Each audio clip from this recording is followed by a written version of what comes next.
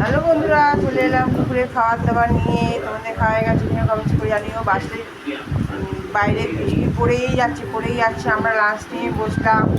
দেখো যা যা রান্না করেছি একবার তো দেখিয়েছি, আবার সাজিয়ে গুছিয়ে নিয়ে বসেছি। চলো দেখিয়ে দিই।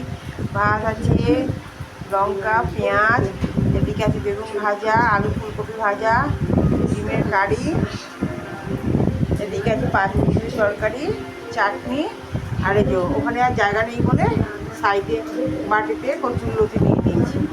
কচুর লতি দিয়ে তো অর্ধেক ভাত খাওয়া হয়ে যাবে আমার।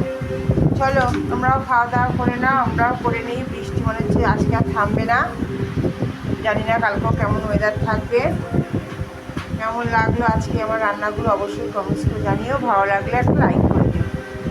এই যে লতি লতি কার কার ভালো লাগে খেতে সেটাও কমেন্টস করে জানিও। ভালো থেকো, সুস্থ থেকো, পাশে থেকো। টাটা। এই আমের চাটনি, বড় মশাই আমের চাটনি ছাড়া খেতে চায় না, স্পেশাল করে করা হয় ওর জন্য।